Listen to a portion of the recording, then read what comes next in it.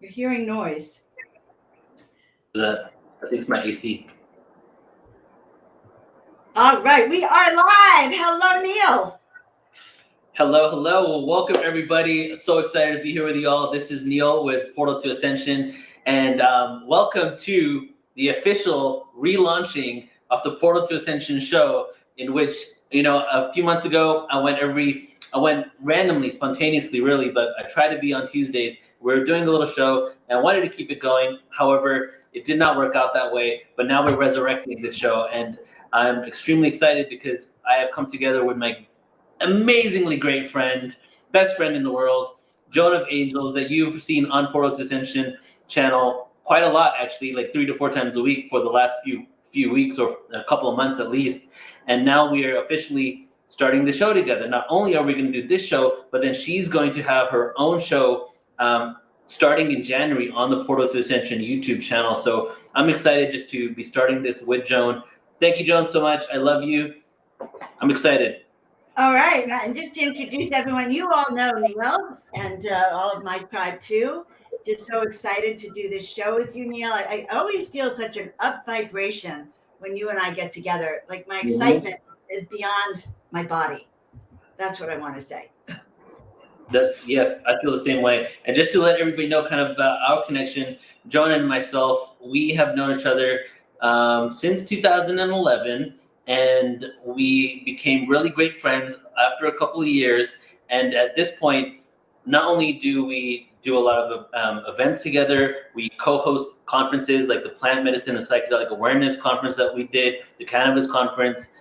She's also an author, a speaker, and if I ever have any issues going on in the life, this is the person that I actually call to help me navigate through it. So this feel we have great synergy, and just because of our connection and our friendship, we're really going to bring a lot of light and love to this show together.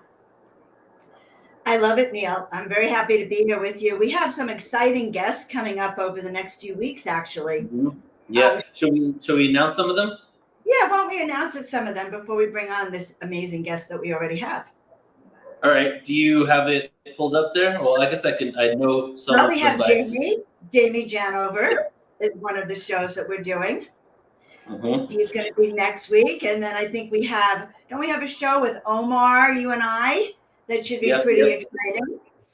Yeah, so this is every week on Tuesday. Every week on Tuesday at 3, except for one Tuesday this month. But we will be getting the groove on. And we have another show, I think, with Sheila and Alan, you and I, and we're all going to be talking about the star seeds, the hybrids. So that's just in November. Coming December, we also have an exciting array of speakers, but we're not going to talk about them yet. But we do have an exciting speaker today, Neil, just to mention. Yes. Who do we have today, John? Well, our speaker today is very, very amazing. She's actually well-versed, in the Mary Magdalene and the Mother Mary traditions.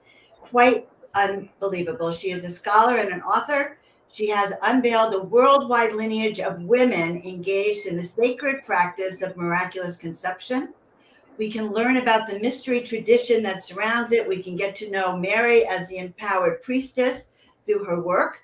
She also is the founding director of Seven Sisters Mystery School and a scholar and practitioner of the ancient Mediterranean mystery traditions.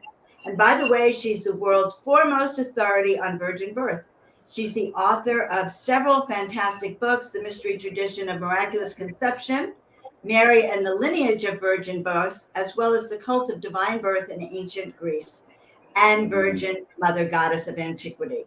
Not only does she have groundbreaking works about suppressed history of women, of holy women who engaged in divine conception, she's a renowned teacher. She teaches in several of the universities, and she has her own mystery school. So with that, I think we should bring on Margueritte. There she is. Welcome, Margueritte. Hi, Neil and Joan. It's exciting to be here because I remember when we were in the Portal of Ascension Summit, we were rocketing out of our seats, and I feel a similar level of excitement today just to be with the two of you.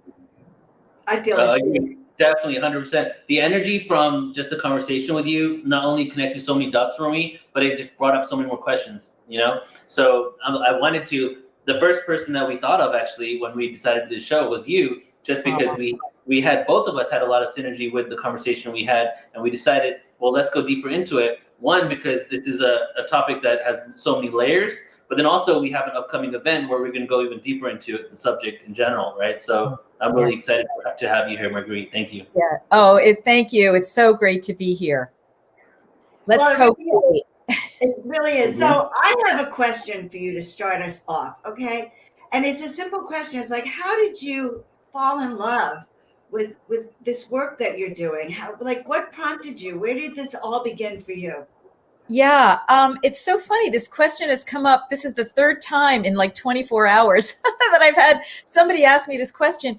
And, you know, it really came when I was getting ready to do my doctoral dissertation. I was finishing my master's degree at the California Institute of Integral Studies.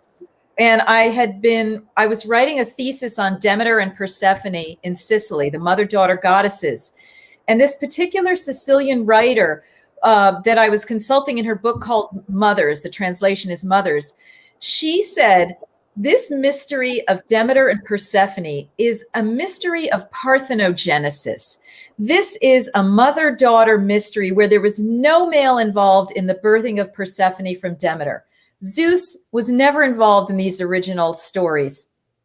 And somehow the way she was talking about it, and I've met this woman, Anna Maria Corradini, it was so mystical and mysterious that I just went, chung. And I just felt this downpour come in, and I knew how to recognize non-ordinary thought, like, you know, expanded thought from the ceremonial and medicine work that I'd done.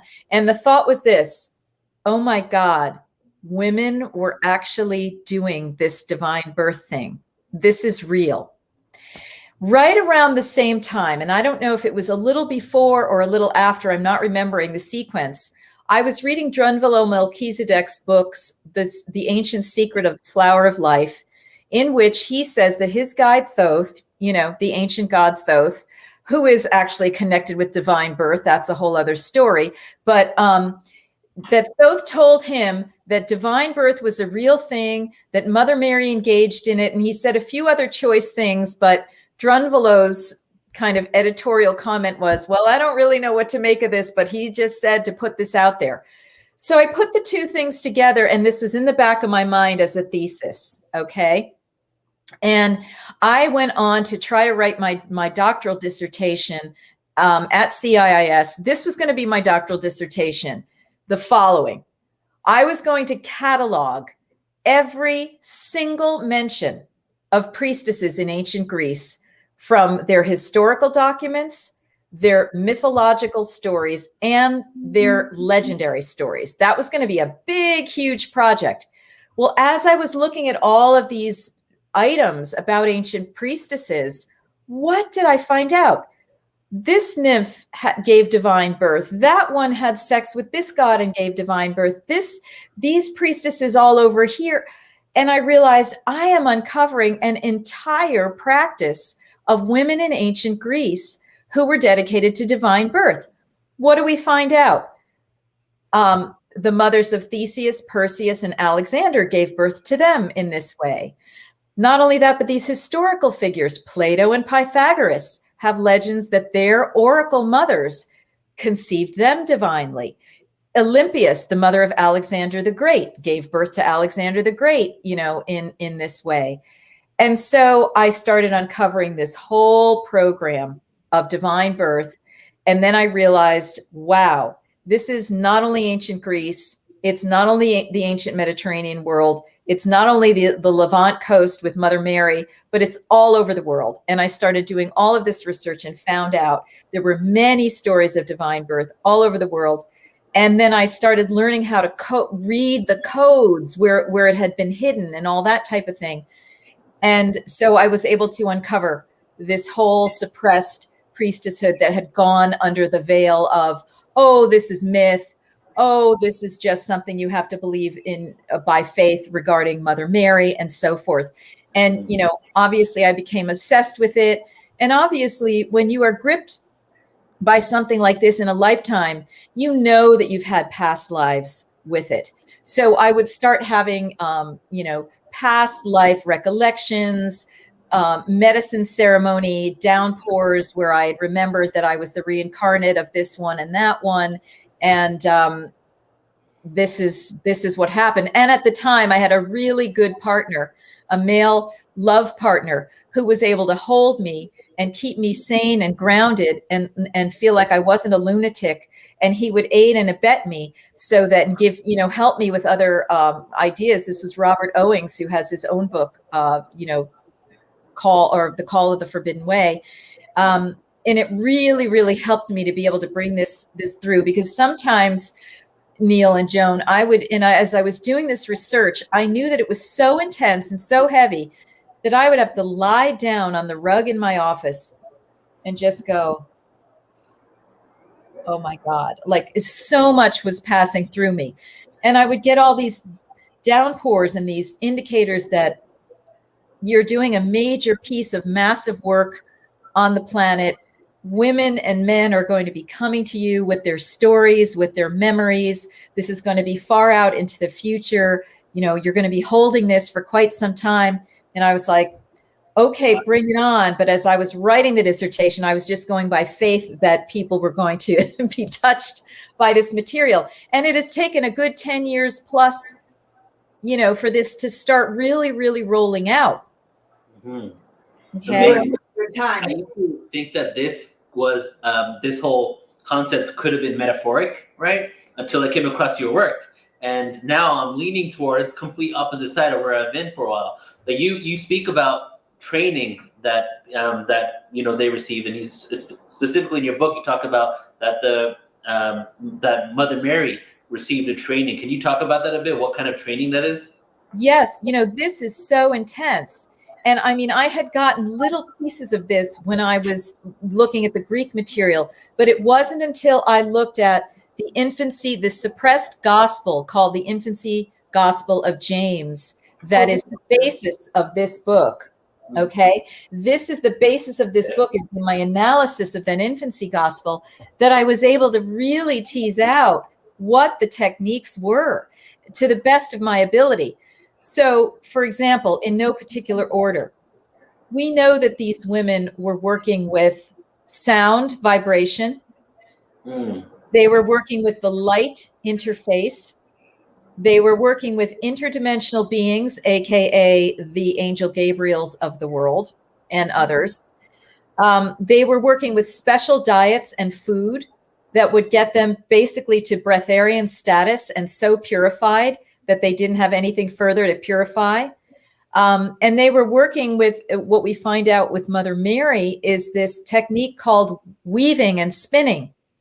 Okay, that is the metaphor for what she was doing. It says, oh, she was weaving and spinning at the time that she conceived Jesus. Well, what is that? I mean, spinning, she's going into an altered state trance, and weaving, she's weaving in spirit into her own body, into her egg. She's working with the DNA interface on the very quantum level. Okay, so these are the types of things that I am able to point out were parts of the technology. There were mantras involved. There were yantra drawings involved. And that is some of the material that I brought in from Sri Kaleshwar, the Hindu saint who has achieved his samadhi now. But in his very brief life, he brought forth all of this information about the Holy Womb Chakra, mantras and yantras, and the fact that Mother Mary was using these mantras and what her practice was, that 3 a.m. she'd be up, or 2 a.m. she'd be up meditating and doing mantras and communicating with Divine Mother and so forth. So it was multi-leveled, and also they worked in a group. Okay, because what we find out in this gospel, if you know how to read it, is that there were 8 women involved in this ritual in which Mother Mary conceived Jesus and Elizabeth conceived John the Baptist, her elder aunt, who was a postmenopausal woman while Mary was a maiden. So they were doing some kind of group weaving, trance, container ritual, which you find vestiges and indicators of in ancient Greece with the Gerari these 14 women who would surround the Basilina, who would go into a sacred marriage ritual with the god Dionysus, and most likely become impregnated and give birth to his child to become one of the Greek leaders. You know, that's more of a hidden type of thing. But I'm able to cross-reference all of these things. And it's really this, they were able to engender a flash of light into their body. That was a major part of this at the moment of conception. Whoa. So I had no conception. I had no Wow. conception of conception. Right. Until we started talking about it, but I'm kind of blown away, Marguerite, because they've talked about divine birth. I've seen it for years, and I never decoded it. Even that simple, those two words, never decoded that actually meant for all of those divine births you see in the text. Yeah, I had no conception of that.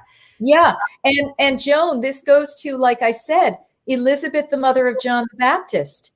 And Anne, Mary's very mother herself, gave birth to Mary divinely, parthenogenetically, no male sperm involved. And going back to Sarah, the mother of the biblical Isaac, the wife of Abraham in the Hebrew Bible. So this is everywhere. The Peacemaker, the leader of the Haudenosaunee or the Iroquois Confederacy, was said to have been born in this way. And it was through his miraculous abilities, by being a high avatar, he was able to unite these warring tribes of the 5 and 6 confederacies, confederacy nations. The Onondaga, all of these nations that were part of it. This is all over the world, okay? And it's been hidden in plain sight. And like you're saying, boom, hello. Boom, hello. We finally get it now that I was able to get those downpours and then, do all of this work intellectually, intuitively, in medicine ceremony and so forth over a number of years. Really, I mean, I can't believe that my body could even withstand the energy coming through me as I was doing this research, and even still, in a way, to this day. And it's generative. I keep getting more and more information about it. Okay, more and more information. Like even in our Portal to Ascension talk that we were having in the summit, more information was coming in. Right. So it's more and more and more is happening. And yes, it has been a very, very high level of information. There are a number of comments that are coming through. Yes, one child was born but only lived 3 months. I have known of people who've had divine births. One child only lived 3 years. Okay, we can talk about those instances, but this is really, really super high octane. And it is not just an isolated thing for like, oh, women who might want to, be virgins and give divine birth. What does that have to do with my own life? This has to do with the whole sexual program, from divine birth to high tantra and everything in between, regular conception and sexuality. These understandings affect how we look at all of our sexual relating and all of our conception work on the planet. Well, it does. I hear that. It does. Do you think now that these divine births are occurring nowadays also? I would guess that there are hidden ones that are going on. I know of a few people who have come to me with either pregnancies that have happened and then the child has died, or people who are in this sort of stasis state where they remain pregnant for a while, but it never comes to fruition, or they seem to get pregnant and then not be pregnant anymore. So I know of those people, but I would gather there's probably an unbroken lineage of divine birth people who were so new that this information could not be totally public, or they would be killed or their children would be killed the way these other children have died, that it's secret. And then, of course, there's the negative probable occult use of this practice, which is we most likely Illuminati families hijacking this type of practice and coming through with these beings, these hybrided beings onto the planet, as well as in this spectrum are all of the abductions that are happening and the hybrid projects on and off planet of these gray alien hybrid human children, where the womb is hijacked in a quasi type of, very bastardized version of divine birth, as well as over the years, initially the watchers that impregnated human women in a kind of abduction and gave birth to the Nephilim or the giants, these travesties of cosmic law that should never have been walking on the planet.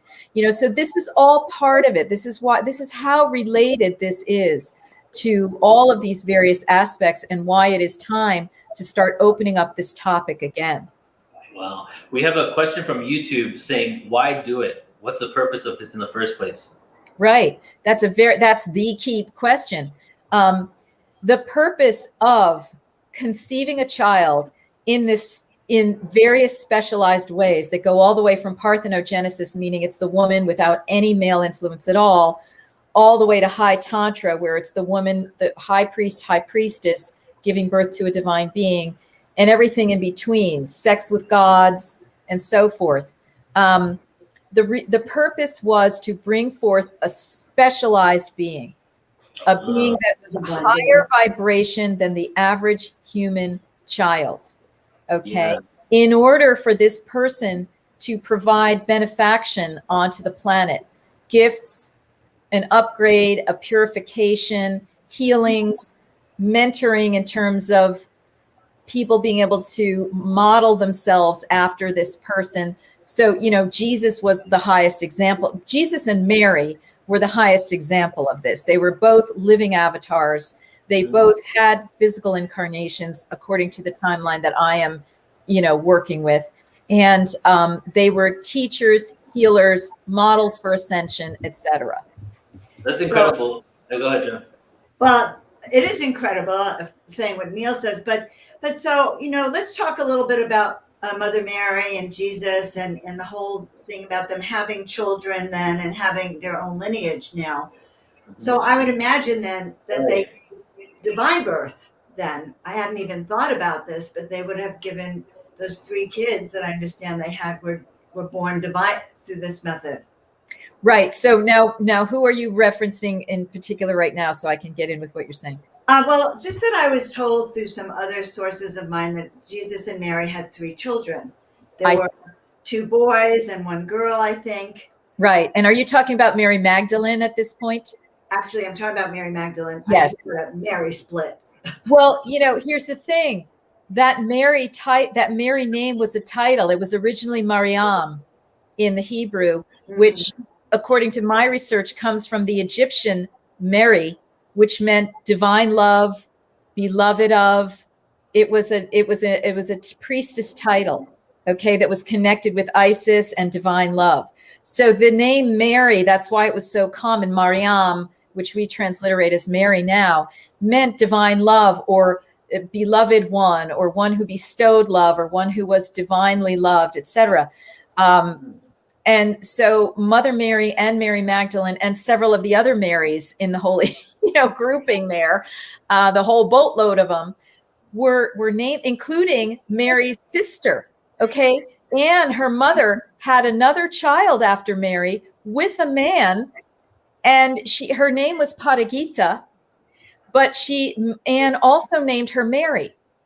Why would a mother do that? It's because it was a priestess title. She was bestowing the same priestess title of the Mary lineage on both of her daughters, not because she was trying to, give us the same name to a child.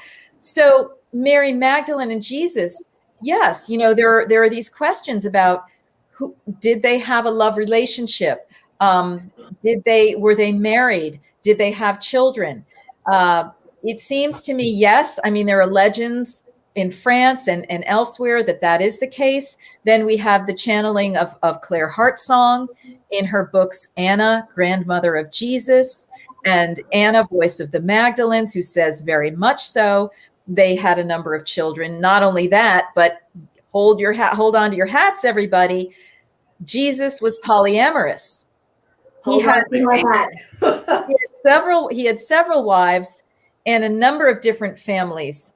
Okay. And it's so interesting because Sri Kaleshwar basically said the same thing, that he did not just give his seed to Mary Magdalene for this lineage. There were others, which is, an uncomfortable idea. I still cannot get with that, but whatever the case may be, these situations were generative. And I do feel that Mother Mary gave birth to the avatar, and then Mary Magdalene made love to the avatar. Yeah. So this avatar's line could continue in what we understand later were the Merovingian kings and whatever, as corrupt as they may have gotten, because everything is going to get corrupted, right, on this plane with all this negativity. So these women were working in tandem. So Mother Mary is the parthenogenetic priestess par excellence. Mary Magdalene is the high tantric priestess par excellence. They're both Marys. They're both in this lineage of divine love, and they just have different forms of how these high beings are coming through. What we do know from the French legends is the one child that they supposedly had, which was Sarah, which her name goes all the way back to Sarah, the original divine birth priestess of the Hebrew tradition, and Sarai, that name is also probably a priestess title that means priestess or holy woman, I think. So once you start looking at it this way, you realize, oh my gosh, there is so much that has been veiled and hidden. And if we only just start on this track, we start opening up the Akashic records. And then we don't just have to devote ourselves to what was said in the Hebrew Bible, what was said in the Christian Bible, or even what various channelers are saying. We start receiving this information ourselves. Very powerful. We had a question from Denise about the Immaculate Conception. Can you put the question back up there? Yeah, because I think this is true. Trying to wrap our head around this, and why does the Bible then want to state, why is this all kept hidden then about Immaculate Conception, what that really was? Right. Well, I think it's in Luke of the Christian Bible that you hear that Mary had a conception without a male, but it doesn't say too much about it. Again, where you need to go to hear more about this is this suppressed gospel that the Catholic Church did not accept in their liturgical program, called the Infancy Gospel of James, originally called Birth of Mary, because it's about how Mary was conceived divinely by her mother, how Mary was trained, and how Mary conceived Jesus. Okay, that's where we find out the mother lode of these details that I'm talking about. So you have to be willing to go a little bit past the Bible, and also the Quran. The Islamic Quran verifies and says even a little bit more than the Christian Bible about Mother Mary, her mother Anne, and Anne's consort Joachim, and so forth, how they were very high holy people, a little bit more about Mother Mary and her divine conception, and so forth. So it's in various books. You absolutely have to go beyond the Christian Bible to get more of the details. Because it's all you're going to hear is that born of a virgin in a manger. Wah, wah, wah. That just, first of all, they weren't even born in a manger. It was born in a cave, according to the Infancy Gospel of James. They had to stop off in a cave, which is the original place of birthing anyway. Wow. Yeah, so many, and it's actually verifiable history facts now that there's been all these additions and shifts, all the way from the Council of Nicaea to the King James Bible to the addition of entire verses, And it's funny because one person told me before that they only follow the King James Bible because it's the truest, but a little bit of research in that is actually the most manipulated. It's the worst. Yeah, it's the worst. It is the most poorly translated Bible, from my understanding. I'm not even a scholar of the linguistics of it all, but anytime I did any small, tiny comparison online, I was like, Oh my God, the King James Bible is a nightmare. It completely covers everything. It uses all the wrong terms. It totally misleads and redirects by design because it had to hide all these mysteries from people so that we wouldn't look too deeply at anything. Right, and that goes to the whole concept of all these avatars that came down from Siddhartha to Christ to all these individuals. There's no real evidence that they wanted to start an organized religion after them. No. They just wanted to seed us with the awareness. That's right. And it seems like all these times, depending on the age of consciousness that we're in, that it becomes kind of like corrupted and they manipulate it, right? But the information and the awareness is still there. Hidden in plain sight, really. And what we need to do is decipher it. And I feel right now, a lot of the truth, that's why within the spirituality community, we talk about the Christ consciousness, right? We're still talking about the Christ, but it's completely void of all dogma. It's beyond that.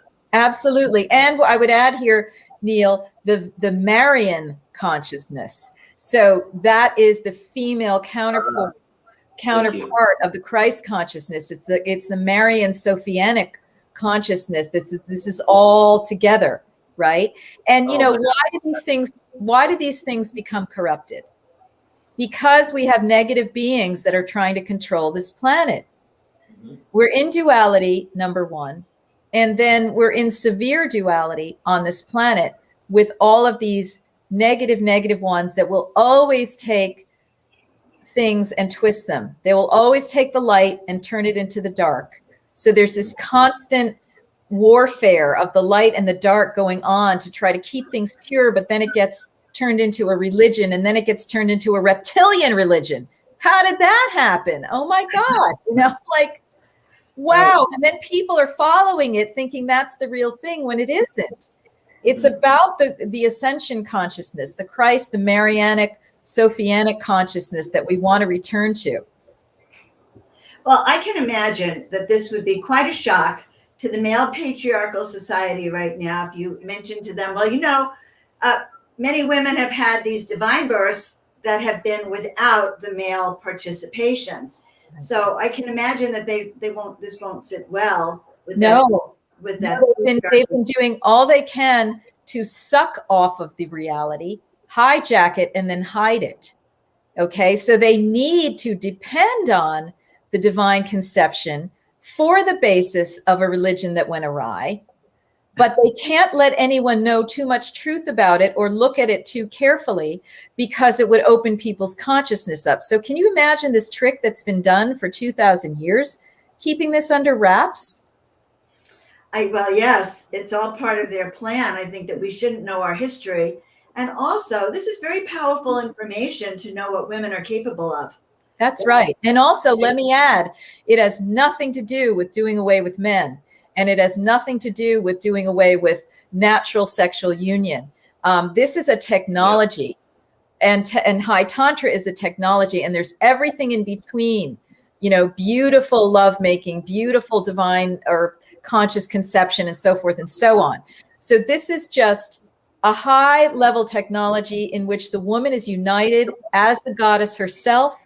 And she's able to, double herself in that regard, right? It's just a technology. It's a function that the feminine is capable of, that the masculine doesn't happen to be capable of. The masculine is capable of many other things.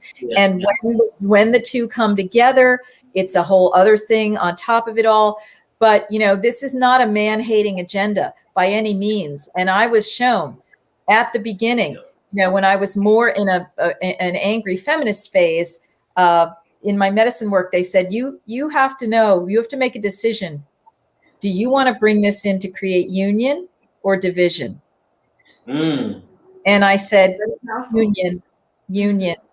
And they said I had to straighten myself out and clear myself a little bit of that anger toward the patriarchy, which is really the anger toward the reptilians. It's not an anger toward men. It's an anger toward the hijacking of the beautiful masculine that has gone on this planet, along with everything else, that is twisted, the males in some cases into what is problematic, because it was the male reptilians that were the ones who came over here scurrying from their queens in Zeta Reticuli or wherever, who were totally dominant over them. And they're like, whoa, we got to go to greener pastures over here. Let's handle, these, whatever's going on planet Earth, and let's make it into our male paradise. That's what we've got going on. And everyone has to clear themselves of that. Wow. A couple of comments real quick before you ask your next question, Joan, that what I'm getting at from what I'm getting from what you're expressing here, saying the whole spinning and weaving thing, is that they were literally creating some sort of, doing some sort of rituals that tapped them into a vibrational energy or a certain dimension of consciousness that they were able to pull energy from. And the womb, being a portal, was the portal that consciousness went into and the personified. Absolutely. And here's the thing, Neil and Joan, these negative beings, all the way up to the Anunnaki level of like the Zeuses of the world and so forth, they know they need the womb in order to reproduce or have generative life or create an ensouled being. Without that womb, they cannot recreate. They cannot procreate. And we were maybe talking about this in the Portal to Ascension Summit. That's why we have that weird story about Zeus swallowing Metis and then giving birth to Athena through his head. That was his attempt to hijack divine birth or female reproductive power. He couldn't do it. He doesn't have the womb. And this is why these gods, aka Anunnaki reptilian beings, raped the goddesses. That's why we have the stories of the rapes of the goddesses. This literally did happen on the astral plane. And they would try to inculcate their seed and their seedings, into all levels of the hologram, from the divine all the way onto the human plane. So, this is, again, another cleanup operation, getting really clear on what's been happening and what we want to happen and what we don't want to happen. And the women knowing that their womb is still the sacred portal, as sacred as that of the goddess herself. It is a gatekeeper. It is a garden. It is a yes-no portal. It is a generator. And that's why women need to return to the understanding of the full powers of their womb. And there are many, many processes that are on the planet that I'm teaching about, that others are teaching about, for them to do that and come into that awareness of their womb, the way Mother Mary had mastered it by the time she was in her final lifetime as Mary. This is just interesting information, Marguerite, and I'm kind of stunned by it myself. So you're teaching women now how they can have these divine conceptions, or really more about how they can love their womb and take their power back. Because I hear it in your voice that somehow when you own your womb, when you own that power, your whole divine feminine opens up. It absolutely does. What I teach is what I call the Holy Womb Chakra teachings, which I was trained in by the Divine Mother Center in Laytonville, California, through my teacher, Cindy Lindsay, who learned directly from Sri Kaleshwar, who gathered all this material from the ancient palm leaf manuscripts of India and beyond. He gathered the mantras and the yantras, the sacred drawings, and he transmitted the philosophy of all of this in his brief lifetime. He took his samadhi at 36, but this is all encoded in these teachings. And so I offer it, there are other teachers who offer this, and what it is, and it can be taken by people of all gender identities, because everyone has in them the Nada Bindu point, which is the holographic point that connects you to, even if you don't have a womb in your body, it connects you to your mother's womb all the way going back to the Great Mother. Wow. So these practices are to purify your womb from any negativity from this or other lives, clear it, heal it, remove trauma, remove old lovers, remove, heartbreak and all of that type of stuff. Get it clear, get it empowered, and get yourself conscious about how to use it. And there is a 2-mantra sequence for couples who wanted to conceive what Kaleshwar called a divine child, a child who is going to have a leg up and be at a higher vibration, maybe not as high as Jesus, but a child who will be on that higher plane And it's a simple 2 mantra system. So that is something that people can get when they take that course. And I really recommend that they do take the course, so you have the context, so you have the whole practice. You're not just la la la doing a mantra la di da, but you're understanding and embodying this whole thing, right? That's what this is about. That's what our time is about. Which is that? Then that's the class that you're offering now. It's on your website, right? Yes, it's called the Holy Womb Chakra Teachings. And I also teach a lot more about Mother Mary, the Mother Mary mystery teachings, where I go over what Kaleshwar has told us about Mother Mary's use of her high level abilities to conceive Jesus, as well as to, guess what, resurrect Jesus through her womb. Now, we haven't discussed the resurrection of Jesus through her womb. Do you want to give us a little insight into that? Yeah, I mean, Jesus and Mary were using such high level yogas, as Kaleshwar called them, before, during, and after the crucifixion, that it would blow your mind. Atma Khandana Yoga, and there's another one. These are methods of taking a soul out of a body, and also bringing a soul back in, taking a harmed body and resurrecting it back to life. Everything that Jesus was practicing with Lazarus, they were practicing on Jesus when he was resurrected. And there was a time after the resurrection when his broken body was taken from the cross, and Mother Mary had some time with him, put him on her lap like the Michelangelo's Pietà, and did this yoga to resurrect him. And according to Kaleshwar, he did not then walk in Israel again. He walked in India. He was in India. And there are apparently these legends that Jesus was walking around after the crucifixion. And there's a timeline that he and Mary Magdalene were over there in India, and that these great Indian saints and sages were watching this process on the astral plane, helping as well. So, there are great, great mysteries in different timelines. Then we've been led to understand that each timeline has its own medicine. It opens us up to possibilities of our own capabilities and ascension. That's the point of the stories. That's amazing. And a lot of timelines are converging right now into this one, So I want to take a moment here. The excitement on YouTube is pretty phenomenal. That someone just said that they don't even know how they ended up on this video. They felt guided here. And just this topic is really hitting home for a lot of people. So I want to let everybody know that we're actually going to be doing a full-on presentation with Margueritte coming up on November 13th. And if you could pull up my share screen, Tina, I just want to take a little moment here just to show the event page before we get back into this conversation.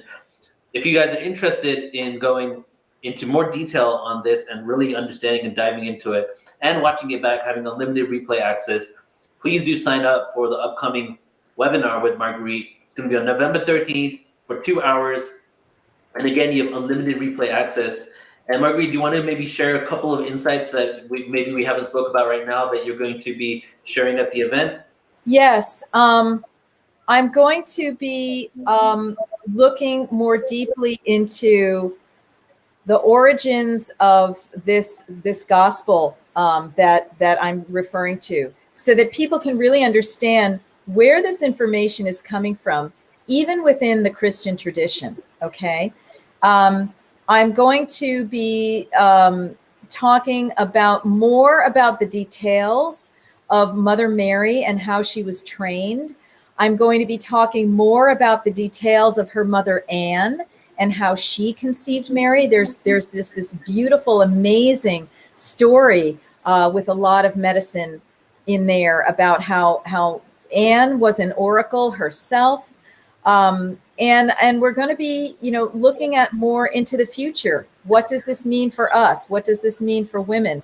As well as I will probably touch on the Vestal Virgins and how they are connected to this whole story, how they are a very diminished version of these high-level virgin priestesshoods, basically being used by the reptilian Roman state. Oh my God, I can't wait for that. And that's for anybody who wants to join, go to portaltoascension.org, go to online events, and it's the first one up there. I wanted to ask you this question because we got this question at the conference that you were at, and I think it's really good for people who don't know. What if you had a hysterectomy or you aren't able to have a child? What does womb healing represent for you in that case? It doesn't matter whether you have the womb in your body or you don't. You still have the fragrance of the womb, and you still have the nada bindu point, okay? Again, that's whatever gender you were born with and so forth. That nada bindu point, which is a floating point 1.5 inches below your navel in your body, connects you again with the divine womb of Mother Divine. And so when you are doing any of the mantra practices, and let's say you've had a hysterectomy, it doesn't matter because you're still purifying. You're also purifying out the trauma of getting the hysterectomy. You know what I mean? And the grief of losing that beautiful vital organ from your body. So this is open to everyone. You do not have to. And the other thing is, how are we generative women even without our physical wombs? And there are so many mysteries around that we've only begun to explore, because it's, and Kaleshwar is talking about this in his advanced practices. The womb energy in a woman, whether she has had a child or not, and whether she has a womb structure still or not, is tremendous. It can be used to conceive projects. It can be used to heal. You can continue to heal your children. You can continue to heal other people. I think you can birth many, many things out of your womb, no matter what your age, by doing it energetically. I've been shown that you can birth golden eggs into the earth and plant those in the earth. You can have dragons hatch out of them, or you can have just love energies hatch out of them. There are so many things that you can continue to birth out of your womb if you go into a meditation. We just think about it and start tuning into the Akashic records and your creativity of what you can birth through your womb, no matter what the time. All right. And for that matter, what you can birth through your nada bindu point, whatever your gender identification. We're talking about a really powerful generative portal of the body that has been much misunderstood, underutilized, etc. Okay. And this is, again, a collective reconstruction that we're doing together. So I invite everyone to open in your meditations to what are you receiving about how you can use your womb or your nada bindu point, right? It's open to everyone. It's a creative process. This is not just about regaining history that's calcified in books. This is about how are we going forward. Okay. I love this. And so in your class, do you have men in the class as well? Oh yeah. I've had men take it. Other teachers who have taught it have had men take it, with very good positive effects for them, because here's one of the major things that happens in this class. One of the techniques is to heal your relationship with your mother. Okay. Through a mother gazing process. And that is so moving. I would not have believed it was possible until I did it myself, because my mother died when I was 10 years old. Okay. Part of my karma, right? Mm-hmm. Bye-bye. Persephone in the underworld now. And when I did this process of the mother gazing, I regained my relationship with my mother. Somebody who was somehow like distant from me, I could never access her. As much medicine as I've done, I don't know, for some reason, it just wasn't happening. And this practice of lovingly gazing upon my mother, forgiving her, being forgiven, it restored my mother to me. And this can happen for people. That is a major, major thing that needs to happen. The restoration of your relationship with your own mother in this lifetime as the key to all of your healing in all of your lifetimes. And I can see it goes back and it unravels your karmic history of the mothers in the past. That's right. It goes straight back through the mother line. Ancestral healing is such a real thing. Like, I used to think it wasn't, but now as I've in meditation and through plant medicine, I've had some profound understandings of my purpose on earth to heal certain ancestral things, you know? Yeah. And even so, not only people that have transitioned, but of course, if they're still around, then you can't actually have that conversation with your mother, right? To heal right. it. So That's can I right. sign up? Yeah, and this woman who's mentioning that her mother died at 11 and she's never gotten over it. No, you never will get over it. However, you can heal it. Okay. And this mother gazing is a key part of it. And the restoration, the purifying and the restoration of your womb is also a key part of it. So I do highly recommend going through these Holy Womb Chakra teachings, buckling down, getting the lotus mala, seed mala, and doing the 101-day practice that I excruciatingly lead you through. I practically do it for you, you know, and just do it, you know, do it. Spend the time over these. You know, I did it during COVID basically, and I had a miraculous healing of an ovary when I started doing it. I mean, a lump that was on my ovary all of a sudden disappeared. The doctor was totally confused. So these things were really. I have scar tissue. Would it heal scar tissue in the fallopian tubes as well for women? Then potentially, if it is your karma to have that, you will. And or, you know, you will start the healing process and be led to what you need to do in order for that to happen. So powerful. Do you talk about this in your book, Marguerite? Tell us what I will be talking about this in my next book. Okay. But this particular book on Mary, I focus basically on her process of divine conception.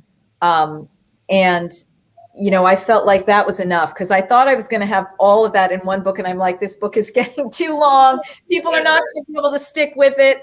So, you know, that's my part two, that next. So much to unpack, it seems, you know? So I want to ask you, if the Pope came across your awareness, the awareness that you share, what do you think he would say? Well, you know, this is the tricky question, because it really depends on where that Pope is and in his own spiritual journey, and whether he is truly a holy man or whether he is a hijacked man. And, you know, that is the question. I mean, because there's a lot of discussion about what is the leadership of the Catholic Church really? What's going on underneath that, you know, Vatican and so forth and so on. There's a lot that's being said. So, you know, this could either be very threatening, or it could be, if we really get to the healing energy and really go to heal the Catholic Church and get it back to its divine essence, this could be the greatest thing that could ever happen to Christianity, because it allows thinking people to understand something that they have really not been able to accept. Either they have to just accept it through blind faith, or else nothing, you know, or else they have to reject it totally. So this suddenly gives us the understandings of what was really going on, and it allows us to understand the Holy Family, their mission, in a whole different way. And it allows us to understand our relationship to this Holy Family in a whole different way. It really depends on what the Catholic Church is and whether they are truly ready for this, you know. I don't know. I can't really say. Certainly those of us who were brought up Catholic know that the long arm of the Catholic Church has grabbed right into our sexual organs and distorted us. Mm-hmm. We're not that happy about that. There's been so many twistings and turnings right there that doesn't speak well of this institution, among many other things. And yet there are many, many people within the institution that don't realize that and are trying to get with the mystical aspects. Padre Pio and, you know, all these other people who, you know, many nuns, past, present, and future, have truly gotten with the energy of the mystical Christ and so forth. Saint Teresa of Avila. So it's really a mixed bag. And I can't really make any statements of condemnation or elevation. It's like the Catholic Church is going to have to look at itself, and people are going to have to decide for themselves where they stand with Christianity and where they stand with the mystical. All right.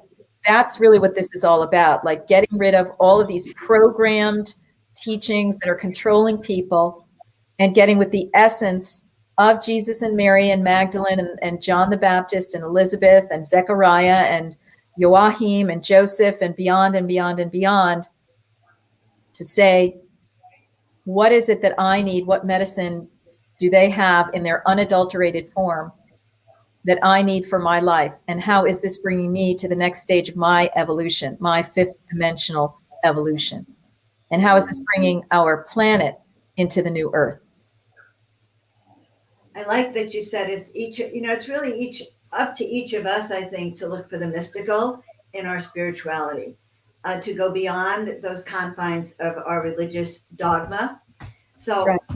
I think that this gives us an opportunity, to really embody the womb, to really embody the secret teachings that are so true. I think that one of the first things the religion would have to do is release some of these secret teachings that they have kept hidden in all those texts that they have kept hidden. Yeah, and you know what? Do that. And you know what? It doesn't matter, Joan, because we can access the Akashic records.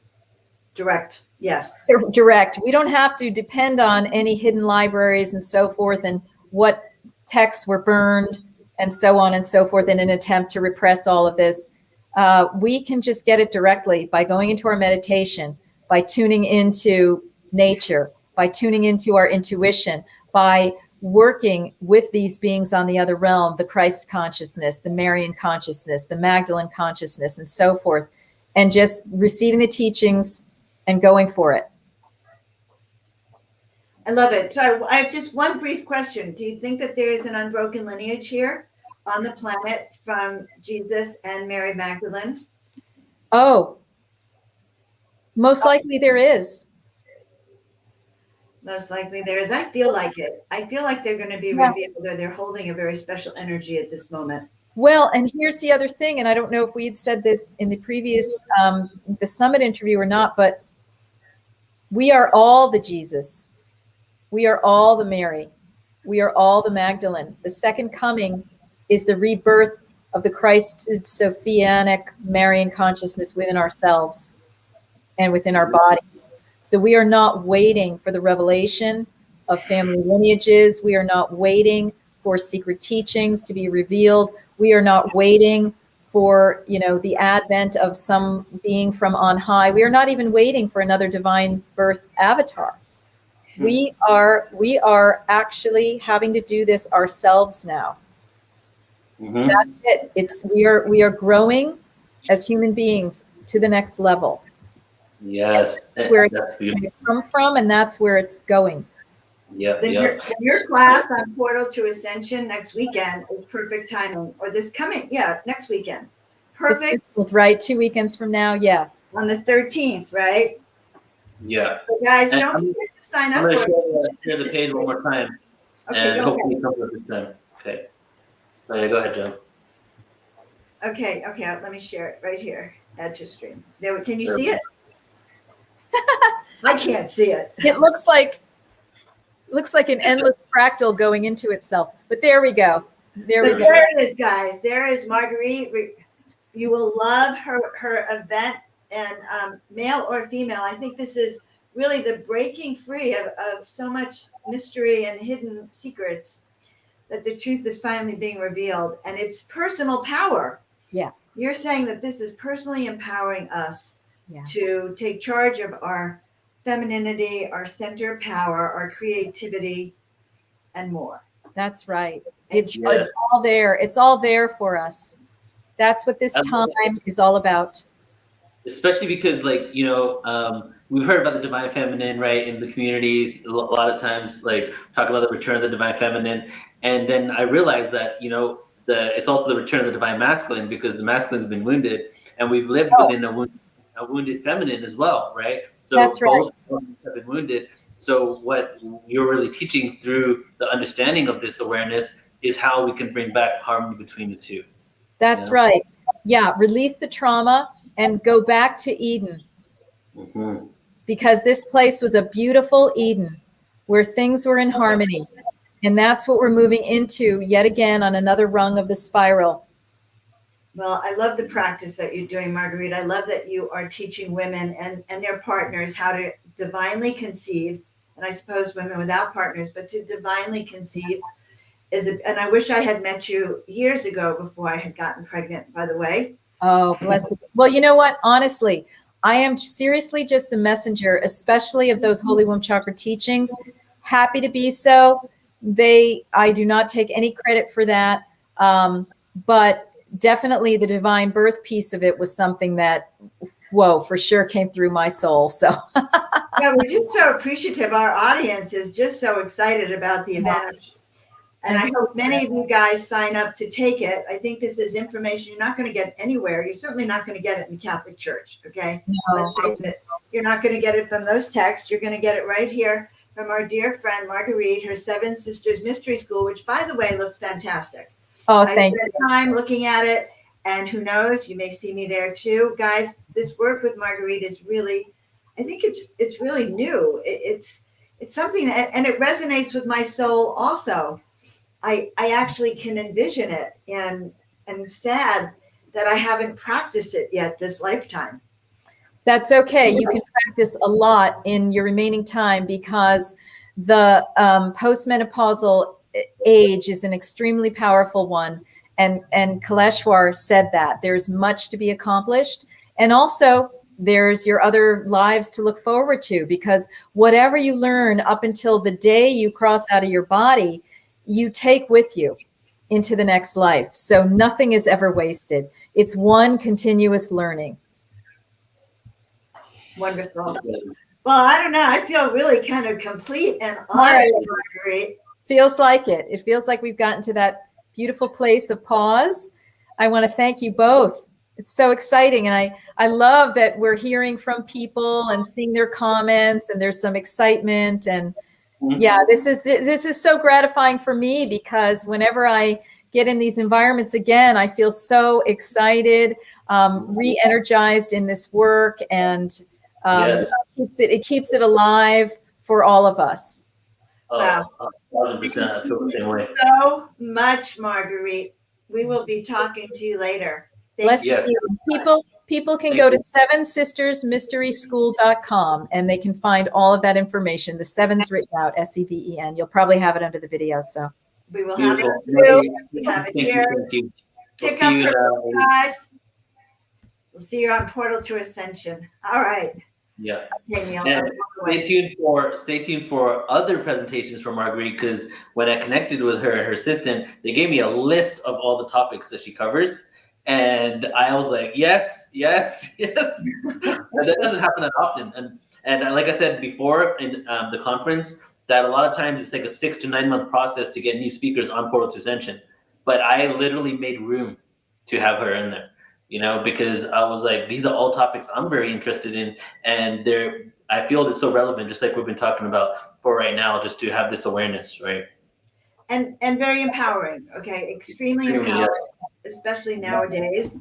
And I just love that. So I'm really excited. So Neil, anything else we want to chit chat about? We're so grateful to our tribe. This is amazing, guys. You know that we're going to be going live together, Neil and I, every Tuesday, 3 p.m. Pacific time. We're going to be bringing up some of the most amazing speakers from Portal to Ascension every week.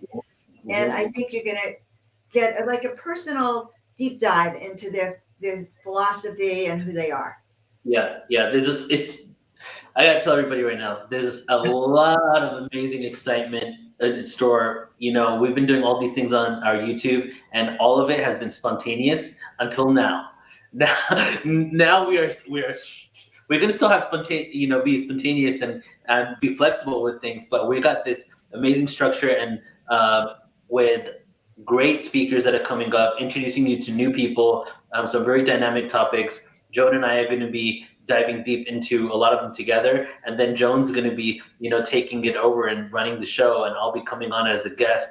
So, and expect that to be, as we said before, every Tuesday for this year, And then starting next year, we're going to shift the date up a bit, but we'll let you guys know every show what's going to be in store next time. So next time we have Jamie Janover. So Tuesday, a week from today, we have Jamie Janover, who's a lead emissary for Nassim Haramein. What that means is he's like the #1 teacher of Nassim's information. He like runs his website, runs his academy, all this stuff. But so next week, same time, we're going to be talking to him about sacred geometry and basically the equations and the physics of ancient sites. What kind of awareness that they knew that was beyond anything that we even know today that we can see within the ancient structures. So hopefully he'll have some images too, because he's a photographer, of some of these ancient sites. So that's going to be really exciting. I'm looking forward to it too. So guys, thank you very much for playing with us today. You can reach Neil at portaltoascension.org. You can reach me at joanofangels.com.